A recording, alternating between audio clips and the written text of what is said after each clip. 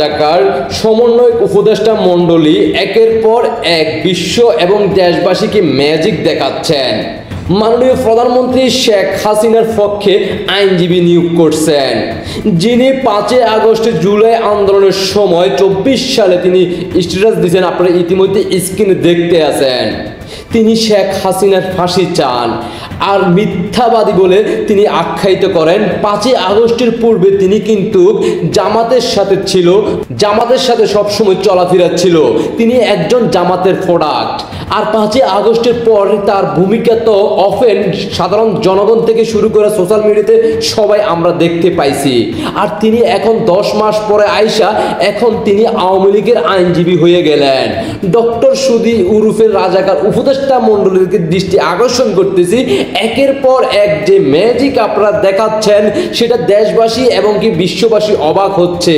তবে মনে রাখবেন, সময় বেশি দিন আর নাই, যেই দিন আপনাদের পালা আসবে জয় বাংলার সৈনিকেরা আইনজীবী আর আপনাদেরকে ব্যবহার করতে দেবে না।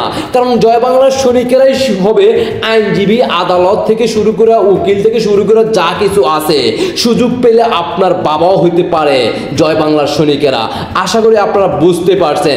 যারা এই 5 আগস্টের পর থেকে যাদেরকে আপনারা আদালতের ভিতরে প্রবেশ করতে দিচ্ছেন না, জয় বাংলার সৈনিকদের পক্ষে দাঁড়ানোর মতো উকিলদেরকে আপনারা ঢুকতে দিচ্ছেন না, তাদেরকে আদালতের প্রাঙ্গণের ভিতরে মারধর মোবের মতো কাজ করতেছেন, সেটা 5 আগস্টের পর থেকে সোশ্যাল মিডিয়াতে অফেন মানুষ দেখছে। আর আইনজীবীদের তো সবাইকে আপনারা উড়াধুরাভাবে আপনারা জেলে বন্দি করছেন, সেটা তো আপনারা ইতিমধ্যে দেশবাসী সবাই জানে। আর এখন যখন আমাদের দলীয় কোনো আইনজীবী আর বাইরে নাই, তখন আপনারা দেশবাসীকে একটা মানে সুন্দর একটা উপহার দিচ্ছেন যে আমরা নিজ দায়িত্বে এখন মাননীয় প্রধানমন্ত্রী শেখ হাসিনাকে পক্ষে আইনজীবী হিসেবে নিয়োগ দিছি। কারণ আমাদের কাছে আছে টাকা পয়সা, আমরা সেটা এই উকিলকে দেব, আর এই উকিলের মাধ্যমে তিনি লড়াই করবেন শেখ হাসিনার পক্ষে।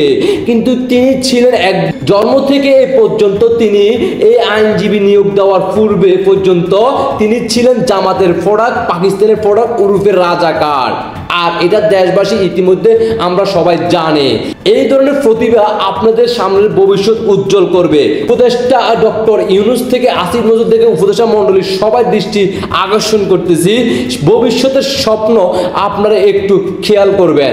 ভবিষ্যতের জন্য আপনারা একটু চিন্তা করবেন যে আপনাদের পরিবারের আপনার বাবাও হইতে পারে একজন জয় বাংলার সৈনিক। যদিও বিয়ে না করে থাকে তা তো সমস্যা নাই, কারণ বাপ ডাকার মতো বাপও খুঁজে পাবেন না, থাকতো আইনজীবী। জয় বাংলার সৈনিকেরা প্রস্তুত থাকবে আর এইটা সময়ে সদ্ব্যবহার করবে। আর তখনই তোমাদের চোখের পানি কে দেখবে, আমরাও দেখব। আশা করি বুঝতে পারছেন। জয় বাংলার সৈনিক ভাই বোনরা এই মুহূর্তে কে কোথায় থেকে দেখতেছেন জানাতে পারেন কমেন্টে। দেশবাসীকে দেখার সর্বোচ্চ সুযোগ করে দিবেন। আর রুখে দাঁড়াতে হবে, গর্জে উঠতে হবে, প্রতিবাদে রাজপথে নেমে আসতে হবে। জয় বাংলার সৈনিকেরা সবাই মাননীয় প্রধানমন্ত্রী শেখ হাসিনাকে বিজয় উপহার দিয়ে তারপর জয় বাংলার সৈনিকেরা ঘরে ফিরে যাবে। জয় বাংলার সৈনিকদেরকে দাবাইয়া রাখা যাবে না। এই ধরনের উকিল, এই ধরনের আইন, সকল ধরনের প্রচেষ্টা চালিয়ে যাইতে পারেন। 75 যদি আমরা আধার কার্ডে নিতে পারি, আর 24 এই 5 আগস্টের পর থেকে এই সময় এটা কোনো আমাদের ব্যাপারে না। যারা ইতিহাস জানে তারা জানে জয় বাংলা আওয়ামী লীগ কোন জায়গা থেকে উঠে আসা। দেখা হবে ডক্টর সুধী ইউনূসের সাথে আঁধার রাতে পদ্মার আড়ালে। আল্লাহ হাফেজ।